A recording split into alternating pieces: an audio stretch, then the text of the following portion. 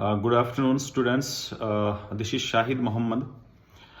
My YouTube channel Shahid Mohammad 2486, उसके अंदर आपको सारी वीडियोस मिलेंगी। आज जो हम डिस्कस करेंगे वो मौर्य साम्राज्य के ऊपर बात करेंगे, क्योंकि ये तीसरी क्लास है इस चैप्टर की। इससे पहले हमने महाजनपद के बारे में पढ़ा था, मगध के बारे में पढ़ा था। तो आज हम बात करेंगे चंद्रगुप्त मौर्य का जो शासन था वो किस तरह का था, उसके कहाँ तक उसका फैलाव था और उसकी जो प्रशासन इकाइयां थी वो कैसी थी।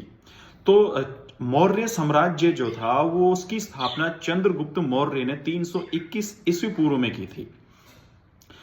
उसने इस चंद्रगुप्त जो मौर्य साम्राज्य था, इससे पहले का जो साम्राज्य था वो नंदवंश था, और नंदवंश के अंतिम शासक धनानंद थे। धनानंद को हराकर चंद्रगुप्त मौर्य ने मौर्य साम्राज्य की स्थापना की थी। इस युद्ध में मौर्य साम्राज्य की सहायता करने वाले उसके गुरु थे चाणक्य, जिसको हम विष्णुगुप्त भी कहते हैं या कौटिल्य भी कहते हैं। और आपको पता है कि कौटिल्य ने एक बुक लिखी थी अर्थशास्त्र, जो एक बहुत महत्वपूर्ण बुक थी। और इकोनॉमिक्स की जब हम बात करते हैं तो वो सबसे पहली बुक थी इकोनॉमिक्स। तो अर्थशास्त्र के लेखक चाणक्य ही थे और वो चंद्रगुप्त मौर्य के गुरु थे। जो हम चंद्रगुप्त मौर्य साम्राज्य के बारे में जो हमें जानकारी के स्रोत मिलते हैं, उनमें से बहुत इंपॉर्टेंट स्रोत ये भी है जो चंद्रगुप्त के जो गुरु थे चाणक्य के द्वारा लिखी गई जो पुस्तक थी अर्थशास्त्र।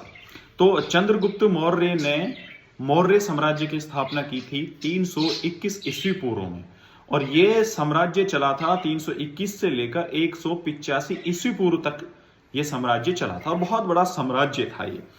अब बात आती है कि जो मौर्य साम्राज्य था इसके जानकारी के महत्वपूर्ण स्रोत कौन कौन से हैं। तो इनको बेटा हम दो भागों में बांट देते हैं, क्योंकि बहुत बड़ा साम्राज्य था। मौर्य साम्राज्य पश्चिम उत्तर अफगानिस्तान से और बलूचिस्तान तक फैला हुआ था।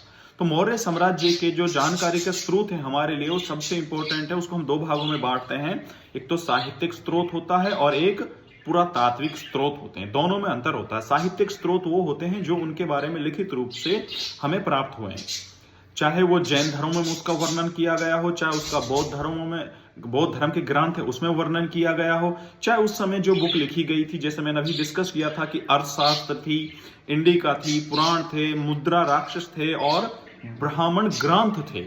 ये सब वो ग्रंथ थे जिसके अंदर हमें मौर्य साम्राज्य की जानकारी मिलती है। दूसरा हमारा जो होता है वो पुरातात्विक स्रोत है, और पुरातात्विक स्रोत आप जानते हैं, पुरातात्विक स्रोत हम उनको कहते हैं जो पुरानी बिल्डिंग्स हो गई या सिक्के हो गए, जो खंडर हमें मिले हैं उस दौरान, गुफाएं हैं, मृत भांड हैं, अभिलेख हैं। अभिलेखों के बारे में मैं आपको पहले